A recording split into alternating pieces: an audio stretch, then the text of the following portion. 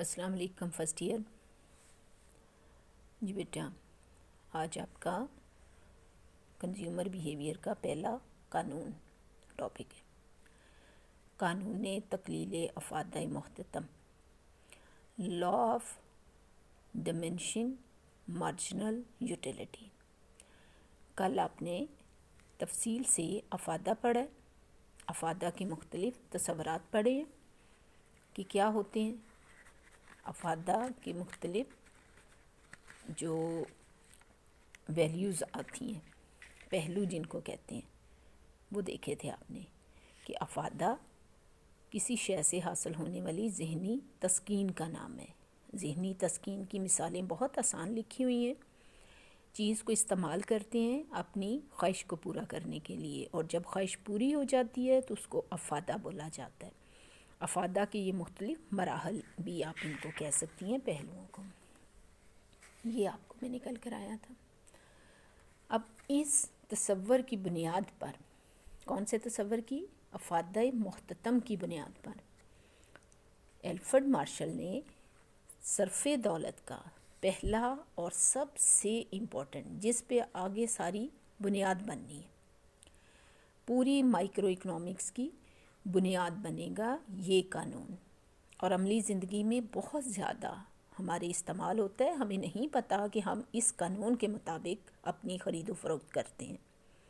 لیکن اصل میں ایلفرڈ مارشل نے ثابت کیا کہ یہی وہ قانون ہے جس کے مطابق لوگ اپنی زندگی میں اشیاء کا لین دین کرتے ہیں. جب خواہش بہت شدید ہوتی ہے تو ہم اس کے لیے کوئی بھی قیمت دینے پہ تیار ہو جاتے ہیں، لیکن جب وہ خواہش آہستہ آہستہ پورا ہونے لگتی ہے تو اس شے کی اہمیت ہمارے لیے کم ہو جاتی ہے. تو اس کی بنیاد پر انہوں نے بتایا کہ دیگر حالات بدستور رہتے ہوئے، بہت شروع میں آپ نے پڑھا تھا کہ معاشیات کے تمام قوانین کے ساتھ یہ لائن لازمی لکھی جائے گی، جس کا مطلب ہوگا کہ ہر قانون کے کچھ مفروضات ہوتے ہیں. یہ لائن آپ کو مفروضات کی نشاندہی کرے گی. تو دیگر حالات بدستور رہتے ہوئے کسی شے کی کسی شخص کے پاس جتنی زیادہ مقدار آتی چلی جائے، اس کا محتتم افادہ اتنا ہی کم ہوتا چلا جاتا ہے. مثال آپ نے یہ پڑھی تھی پیچھے کیلوں کی، کہ جوں وہ شے زیادہ استعمال کر رہا ہے، کیلے زیادہ استعمال کر رہا ہے تو اس کا محتتم افادہ گرتا چلا جاتا ہے، اس لیے کہ اس کی خواہش کی شدت کم ہوتی جا رہی ہے، تو محتتم افادہ بھی نیچے گرتا جائے گا. یہ آپ کے پاس other things remaining the same, مطلب کچھ ازمپشنس ہوں گی جس پہ یہ لا بیس کرے گا. Marginal utility become smaller and smaller, اور marginal utility decreases as the units of consumption increases. یہاں پہ کیا لکھا ہوا ہے؟ utility becomes smaller and smaller the more units of commodity a person has. ایک شخص کے پاس commodity کی جو مقدار بڑھے گی، اس کے ساتھ ساتھ محتتم افادہ گرتا چلا جاتا ہے. سیم وہی والا قانون اس نے جو پہلے آپ کو دیا ہے، یہاں پر اسی کو اس نے دوبارہ سے لکھ دیا.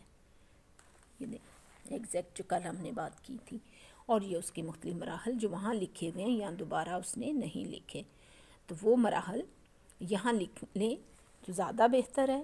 یہاں سے یہاں تک یہ ابتدائی افادہ ہے، اس کے بعد افادہ مثبت ہے، پھر افادہ صفر ہے، اس کے بعد افادہ منفی ہے. مطلب گرتا، یہاں سے تقلیل گرنا شروع ہو جاتا ہے. یہ دیکھیں مثبت ہے لیکن تقلیلی ہے، یہاں پہ صفر ہے اور یہاں پہ منفی ہے.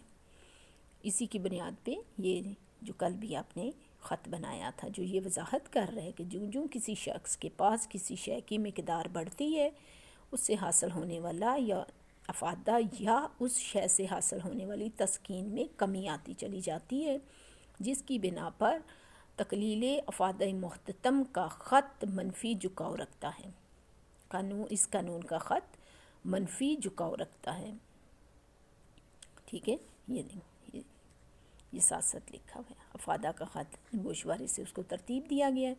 منفی جھکاؤ کا خط بنا ہے جو یہ بتائے گا کہ اگر مقدار بڑھے گی تو افادہ کم ہو جائے گا، اور اگر مقدار کم ہوگی تو افادہ زیادہ ہو جائے گا.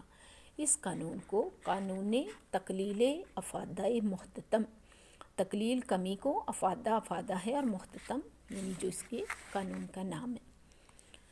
وہ کون سی باتیں ہیں جس کو اس نے کانسٹنٹ فرض کیا ہے کہ جب ہم کیلے کی مثال ہے تو کیلے ایک شخص مسلسل کھائے گا، ایسا نہیں کہ ایک صبح ایک دوپہر ایک رات، نہیں، مسلسل 5 کیلوں کا استعمال ہے تو افادہ گرے گا، ادروائز وہ 5 دفعہ دن میں کھائے گا تو اس کو ایک جتنا ہی مزہ آئے گا۔ شے کی مناسب مقدار ہو، پورا کیلا آپ کسی کے منہ میں نہیں ڈال سکتے اور کیلے کو ذرا ذرا سا کر کے بھی نہیں کھاتے، ایک مناسب سا اس کا بائٹ ہوتا ہے۔ اسی طرح یہاں اس نے پانی کی مثال دی ہے کہ گڑھے کو منہ نہیں لگایا جاتا اور ایک ایک قطرہ بھی نہیں پیا جاتا۔ شے جو 5 کیلے کی مثال پیچھے پڑھی ہے آپ نے، وہ 5 کیلے بالکل ایک جیسے ہوں گے، یکساں نوعیت کے ہوں گے، کوئی کچا کوئی پکا یا کوئی برے ٹیسٹ کا نہیں ہوگا۔ صارف جو کھا رہا ہے کیلے، اس کو پورے 5 کیلوں تک اس کی اپنی کیفیت میں کوئی تبدیلی نہ آئے، اچانک سے کوئی اس کو یہ نہ کہہ دے کہ یہ کیلے تمہارے لیے بالکل فائدہ مند نہیں ہے، یا پھر تیسرا کیلا کھاتے کھاتے کوئی اسے بتا دے کہ تمہارے لیے بہت مفید ہے، تمہیں 3 کیلے کھانے چاہیے، تو اسے تیسرا کیلا بھی اتنا ہی مزہ دے گا۔ شے جو کھائی جا رہی ہے وہ چھوٹے حصوں میں تقسیم کی جا سکے یا استعمال کی جا رہی ہے، صارف کی آمدنی میں تبدیلی نہ آئے کہ 2 کیلے کے بعد اچانک سے وہ کیلے بہت مہنگے ہو جائیں تو اس کا استعمال وہیں رک جائے گا، پھر ہماری مثال وہاں پر آگے نہیں جائے گی، اس کی قوت خرید میں کوئی تبدیلی نہیں آنی چاہیے۔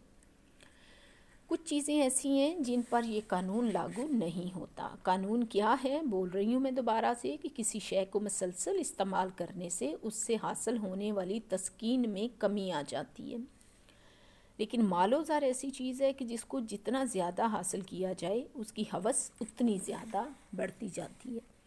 علم و فن، جس شخص کو شوق و علم حاصل کرنے کا، اس کا ساری زندگی یہ شوق بڑھتا چلا جاتا ہے، اس میں کمی نہیں آتی۔ اس کے سلسلے میں کہتے ہیں کہ کوئی ایک خاص وقت ایسا ضرور آتا ہے کہ جب پڑھتے پڑھتے انسان اکتا جاتا ہے، تو اگر وہ پڑھنا بند کر دے تو علم اور فن کا افادہ اس کے لیے ختم ہو جائے گا۔ بہت زیادہ قیمتی اور نایاب اشیاء پر بھی یہ قانون لاگو نہیں ہوتا، کیونکہ یہ وہ چیزیں ہیں جو کوئی چند افراد ہیں جو کہ بہت امیر، بہت زیادہ جاگیردار ٹائپ لوگ جو ہیں وہ لے سکتے ہیں، مال و دولت والے عام لوگوں کی پہنچ میں وہ چیزیں نہیں ہوتی۔ اسی طرح اگر کسی کو کوئی شوق ہے، کوئی اس کی ہیبٹ ہے، کوئی اپنے لیے تاریخی نوادرات جمع کرتا ہے، کوئی ایسی خواہش ہے جو کہ عام زندگی کی چیزوں کے بارے میں نہیں، تو وہ بھی بڑھتی جائے گی، وہ کم نہیں ہوگی۔ بالکل اسی طرح سے جو لوگ نشے کے عادی ہو جاتے ہیں تو نشہ جو ہے وہ بھی وقت کے ساتھ ساتھ بڑھتا ہے، وہ بھی کم نہیں ہوتا۔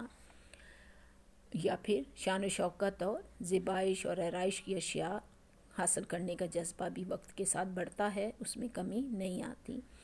تو یہ وہ چیزیں ہیں جن پر قانون تقلیل افادہ محتتم کا نفاذ نہیں ہوتا، سو ان چیزوں کو اس قانون کی حدود یا مستثنیات، استثناء حاصل ہے ان کو، مثلا ان پر ایکسیپشنز ہیں، ان پر یہ قانون لاگو نہیں ہوگا۔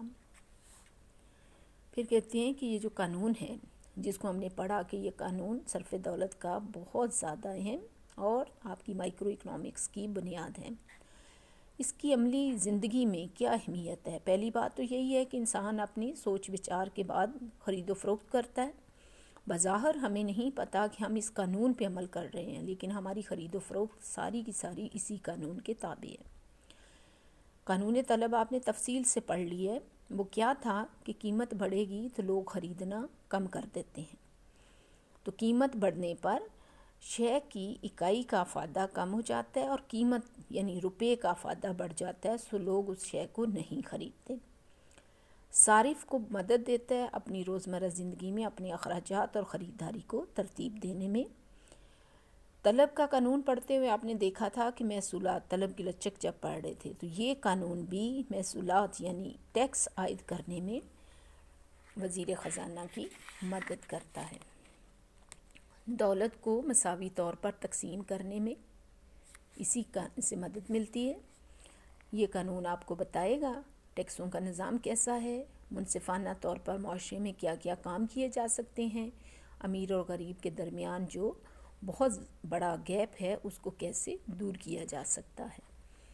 اسی قانون کا ایلفرڈ مارشل نے پارٹ 2 بھی بیان کیا ہے، اور وہ پارٹ 2 کا نام ہے قانون مساوی افادہ محتتم۔ پیچھے کیا تھا؟ قانون تقلیل افادہ محتتم۔ تو مساوی افادہ محتتم کی بنیاد یہی قانون ہے، کیونکہ اگر یہ قانون نہیں ہوگا تو یہاں پہ افادہ محتتم کو پڑھنا ممکن نہیں ہے۔ سو سیکنڈ پارٹ قانون مساوی افادہ محتتم، لا آف ایکوی مارشنل یوٹیلیٹی، اس کا دوسرا نام لا آف سبسٹیوشن بھی ہے۔ سبسٹیوشن یا استبدال کا مطلب ہے ایک شے کے بدلے میں دوسری شے کو استعمال کرنا۔ بہت آسان ہے، تھوڑا سا آپ دھیان سے آج اس کو پڑھیں، سمجھیں۔ یہ پورا پیراگراف، یہ جو ہے جس کو میں آپ کو لیبل کر رہی ہوں، یہ پورا پیراگراف یہاں تک نظریہ کی وضاحت سے پہلے یہ آپ تفصیل سے اس کو پڑھیں کہ عام زندگی میں اوپر جو قانون بیان ہوا ہے اس میں ہم نے صرف ایک کیلے کی، پانی کی یا کتاب کی یا پڑھائی کی مثال لی، یعنی ایک شے کی بات کی ہے، اس میں یہ نہیں بتایا کہ انسان کو ایک سے زیادہ چیزیں استعمال کرنا ہے۔ پھر اس قانون میں یہ بات بھی واضح نہیں کی کہ انسان کی آمدنی محدود ہے، تو وہ کیا سارے پیسے 5 کیلوں پہ یا 5 گلاس پانی پہ یا اس طرح سے خرچ کرے گا؟ اسی ٹائم پہ اس کو اس کے علاوہ بھی اور چیزیں چاہیے۔ تیسری بات، اس میں یہ نہیں بتایا گیا کہ جو چیز استعمال کی جا رہی ہے اس کی قیمت کیا ہے، زیادہ ہے یا کم ہے۔ تو ان کمیوں کو دور کرنے کے لیے ایلفرڈ مارشل نے یہ دوسرا لا بیان کیا تھا، جو کہ پہلے کا ہی حصہ ہے، یعنی اس کو ذرا بہتر طور پہ بیان کرنے کا طریقہ ہے قانون مساوی افادہ محتتم۔ اس کا مطلب کیا ہے کہ انسان کو زندگی میں، ان صارف کو مختلف اشیاء خریدنا ہے، وہ ایک ہی ٹائم میں بہت سی چیزیں خرید رہا ہوتا ہے، تو اس کو اس ٹائم پہ ضرورت اس بات کی ہے کہ وہ اپنی خریدی جانے والی اشیاء اور ان پر خرچ ہونے والے روپے کو آپس میں کمپیئر کرے، ان کا موازنہ کرے۔ اس کے لیے وہ اشیاء کو رد و بدل کر کے بھی خریدتا ہے۔